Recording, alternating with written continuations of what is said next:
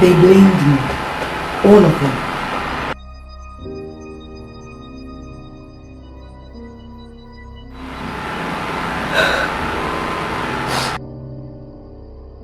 They said it was all my fault. That I wanted it. That I was the seductress. I knew him. At least I think I did. I tried to stop myself. I trusted him. But I know the truth. And he knows the truth. You know what you did. I see she's got you. My name is Lola. I'm a single, 26-year-old graduate residing in Lagos, Nigeria. I work as a receptionist at a real estate firm. I am a Christian.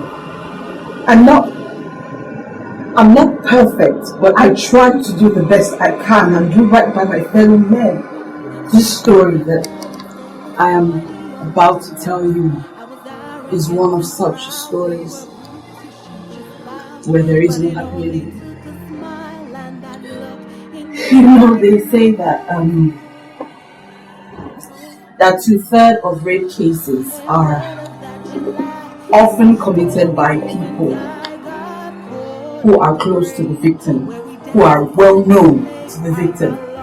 Could be an uncle, a boss, or in my case, a brother, a friend. It's okay, Lola. You need time? No, I'm fine. I've known Chibo and his family all my life. You could say we were pretty close, as thick as thieves. That's what they said about the two of us. His family lived a couple of houses away from us. My parents and his attended the same church, and we always hung out on the holidays. Oh, the holidays.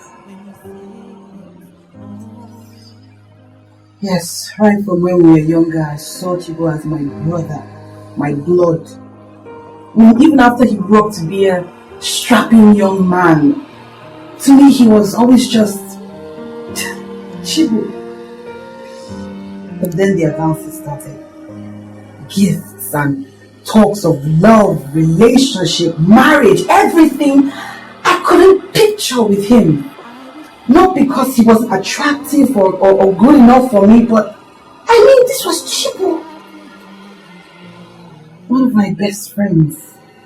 My brother. It all sounded very weird and strange to me.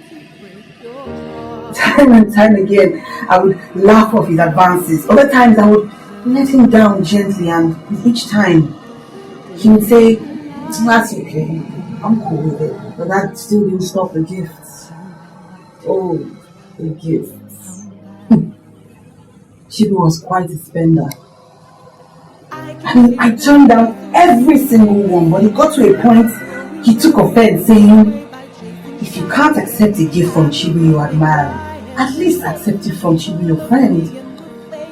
And when I would insist, he would get upset and avoid me for days until I did. I remember this one time, he gave me this really lovely gold watch for my birthday. That was Chibu, always out to impress. He was a generous man. I mean, the whole neighborhood loved him. He was like the perfect man, Prince Charming. His parents were proud of him. Many times he would drive me to work and bring me back home, because I mean, our workplaces, they weren't too far apart, and it was such a relief beating the early morning rush and the hassles of the rush hour traffic using public transportation. To me, it was just convenient. But on that day, that cursed day, everything changed. It was was a Friday. Like every other Friday, we were allowed to dress casually to work, and so I did. Nothing too fancy, just a blouse and a simple skirt. And I remember that I had to get to work really early. So by 5:30 I was up and I was prepped and I was ready to go. And as I was coming out of my house, a car drove up honking at me. Cautiously I peeped to see who it was. It was Chibu. He gave me a smile and I laughed out of embarrassment and hopped into the car. We talked for most of the time. He complimented my outfit, stating more than casually how it accentuated my figure. His hand all the while brushing against my knee and thigh every time he tried to shift the gear.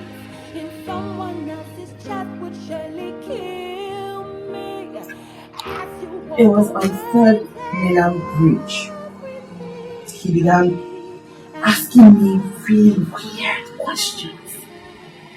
He became offensive, asking if it was fair to him that the way I kept leading him on, sending him mixed messages and taunting him with my femininity and appeal. The way I was taunting him.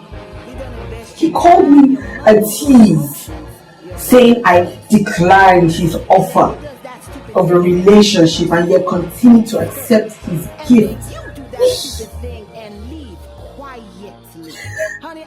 At first I laughed it off. I mean, this is Chibu. It is Chibu. I mean, we joked around all the time. But he didn't share my sentiments. I guess he felt slighted, because immediately he pulled over to the curb and switched off the engines. He locked the door and he turned to me. I could hear him breathe, his chest heaving as he spoke, and his words were dark. He went on and on about how ungrateful and selfish I was. I tried to calm him down, but the softer my voice was, the angrier he became and the more violent he seemed to get. I did not know this person. This person that sounded like Chibu. It smelled like him, looked like him, but it wasn't him. I was scared. I was in a car with this angry man in the middle of nowhere. Cars speeding by maybe every 10 or 15 minutes. I didn't know if I should get down from the car and run, but where would I go and how far would I run before he catches up to me?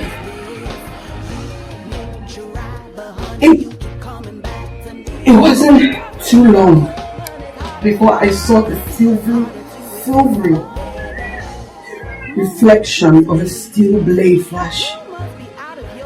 He yelled at me. He ordered me to shut up. He said if I made a sound, it would be my last. He called this payback. Payback for thinking it's stupid. He called me the stupid one. Said there are no free meals in life. He warned me, threatened me. What do you do at a moment like that? What do you say? I mean, we ladies always mouth off about self-defense and precautionary things to do. But the world isn't that simple. We are not the one.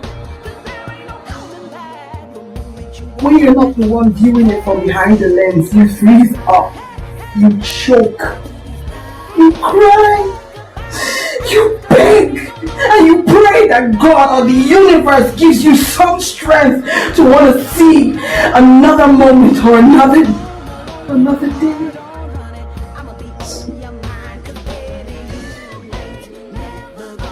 He leaned over I reclined my seat. The coldness of the blade running down my inner thigh. I shuddered, weeping silently because at that point, the worst that I feared was about to happen. He stopped, and then with his right hand, he placed the blade on my neck. His left hand burrowed up my thigh, struggling with my panties. I heard them rip as he pulled on it while he whispered obscenities in my ear. He immediately wrestled with his trouser buckle, his chest heaving. I looked away, tears racing down my face.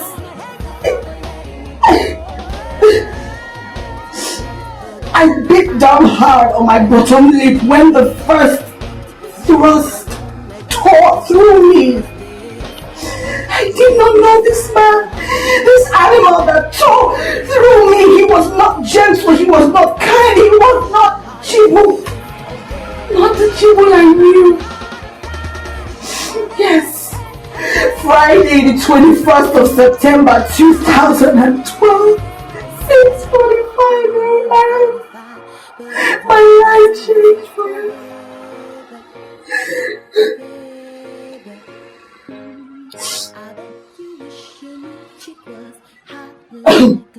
I'm sorry. After what seemed like forever, he jerked several times on me and gave off a long sigh, his sweat dripping all over me. And after a few seconds, he zipped up his pants, started the engine, and dropped me off at work and zoomed off like nothing had happened. Like it was just another day. How do you do that? Ruin someone's life and just drive off. Move on being the charming worker, the dutiful husband, the devoted father. I couldn't let anyone see me.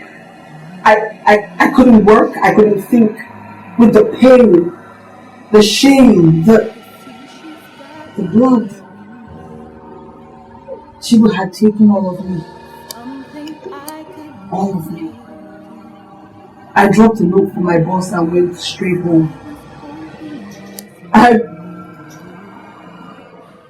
wish I could go on and on about what happened.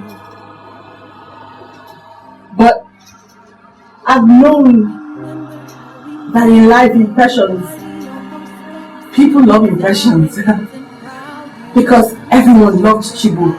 No, he couldn't be the rapist. Because when the story got out, I was to blame. It was me. I was the seductress. I was the one who wanted it. Not everybody's Chibu. No. It was me.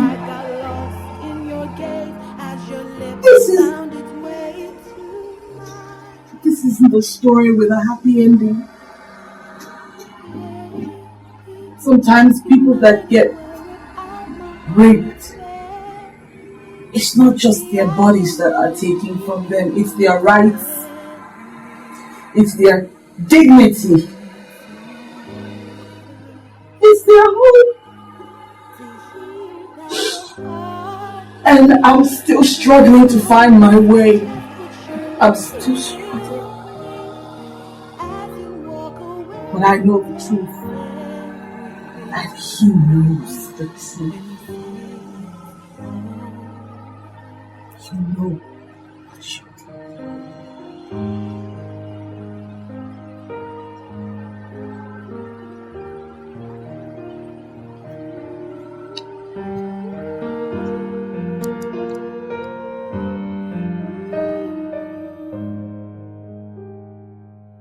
And like the wind, he blew my way. Yes, I was foolish, I got carried away. It wasn't until after he had his way I realized And I didn't mean to break your heart. I know you didn't deserve that. Didn't realize